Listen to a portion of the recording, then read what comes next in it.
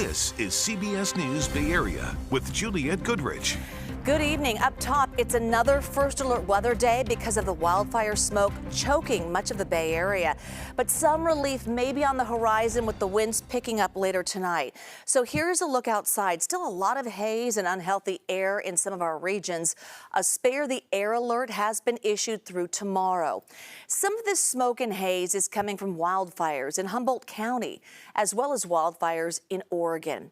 But there is also fire concern here in the Bay Area because of the stronger winds we'll see later tonight. Mount Tam's fire tower will actually be staffed overnight, where one single fire spotter will be watching out over us while we sleep. Our Lauren Toms is here, and you actually went along with him to see what he does. So he's checking out the conditions because they are ever changing. Yeah, Juliette, I met up with that fire spotter, and while we hiked until we could see the tops of the clouds on Mount Tamalpais, that's where he's using his time and knowledge to help keep this fire season mild.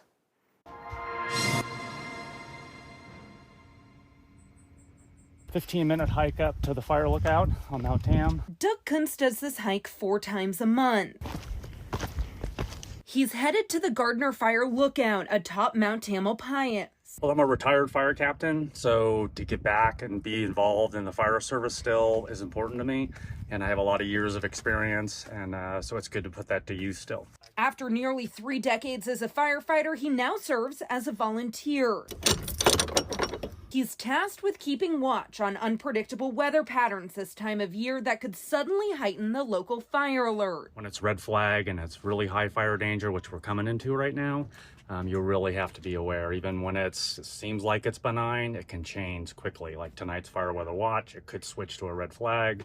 So you really have to be on it. So tonight I'm spending the night because it could turn into red flag tonight.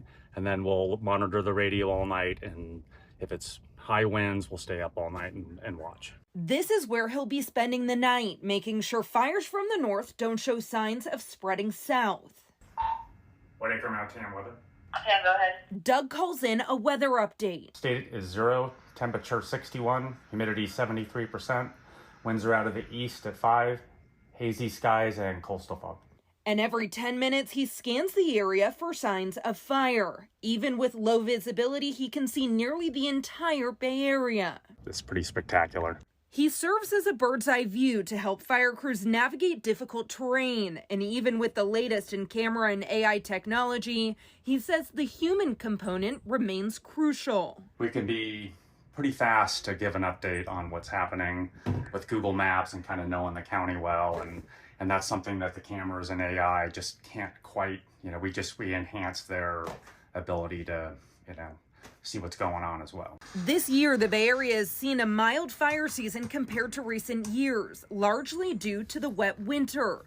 But even so, Doug says the watch isn't over just yet. You think it's the end of the season, and all of a sudden those north winds come out of nowhere. They just come up within 5-6 hours, they're here. It's that kind of surprise he's hoping to prevent. Hopefully we slide through and we get out of this with the slowest fire season on record, potentially. Keeping watch as far as the eye can see until the very end of fire season. Now, Doug tells me he and the other fire volunteers will continue their work at the Gardner Fire Lookout until the Bay Area sees 2 inches of rain, indicating the end of fire season. He says that usually occurs sometime in October or as late as November, but I'll leave the forecasting to our weather team. Yeah, nice job doing the hike up there and checking it all out. And I feel rest assured that he's got his watch on the Bay Area, especially that area. So how many towers are there in the Bay Area? Yeah, it's unclear what they are in the Bay Area, but across the state of California, there are more than 500 of these watchtowers. And what Doug told me today is that even though there's drone technology and AI technology that is currently being used among these fire teams, that nothing can replace the knowledge and expertise that comes with his level of experience of being a firefighter. Absolutely. Great story. Thank you so much. And thanks for their volunteer work. Okay, now let's get to Paul Hagan, who has had his work cut out for him, telling telling us about our advisories and keeping us posted. Yep, and here's that red flag warning that was referenced. It's in effect not around Mount Tam. Marin County is excluded from this one. It is in effect for the inland mountains of the North Bay and also northern Solano County. This goes into effect at 11 o'clock this evening, goes through 5 p.m. tomorrow. So it's a relatively short duration, only 18 hours that we have to track those offshore winds coming out of the north and really specifically impacting northern Sonoma, northern Napa counties. Gusts up to around 35 to 40 miles an hour and fairly low humidity levels. But we're not talking about critical fire weather conditions where the humidity is lower than 10%. The winds are gusting over 50 miles an hour. Hopefully we can get through that 18-hour window without anything new getting started, because we have plenty of smoke in the atmosphere right now. This is a live view out from Black Mountain as we look out over the Santa Clara Valley. This is not what you want to see. Air quality is still mostly in the orange category, some red dots sprinkled in there. That means unhealthy for sensitive groups or just flat out unhealthy air quality across the Bay Area. That's going to continue at least one more day tomorrow, likely for parts of the Bay Area again on Friday, but there's improvement farther down the line. We'll track that coming up in the full forecast. Paul, thank you. Now, this is an example of just how bad the air got today. Here's a look at the smoky conditions in San Francisco. You could barely see the downtown area. Here is what the skies look like from Mount Diablo in the East Bay. Again, you can barely see across the bay. Western wildfires are definitely showing their widespread impact. Now, a new study by Stanford University reveals how smoke from wildfires may be wiping out decades worth of progress in the fight against air pollution. Between 2000 to 2015, levels of particulates in ambient air dropped by 32% in California and Nevada. They rose by 14% once the first megafires started burning in 2016. Researchers say drifting plumes have actually added enough particle pollution into the air. It's slightly apocalyptic, maybe more than slightly apocalyptic. Yeah, it is a little unnerving because you realize we're all connected, whether you like it or not. The study says smoke from western wildfires has either slowed or fully reversed air quality improvement in 35 states since 2016. Now, for the latest on air quality readings in your area and the updated first alert forecast, just head to KPIX.com. All right, now let's get to the pain at the pump. You've likely noticed, we all have, our gas prices have recently shot up. In fact, they're at the highest we've seen all year. So check this out. A gallon of regular at one gas station in Los Angeles is going for $7.69.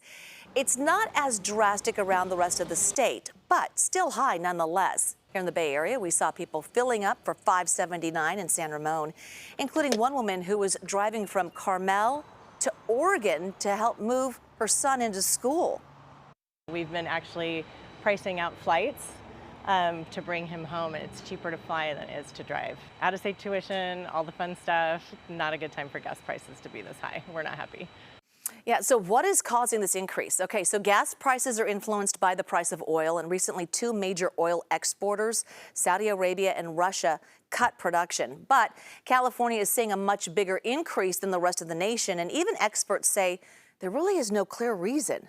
It's unclear what's causing this. Usually last year, some of the refineries had some outages, but we also have a very concentrated gasoline market. And there's real concern that a couple of refiners are able to really jack up the price and by reducing their output. According to Gas Buddy, 4 California refineries had recent production issues, which really could explain things.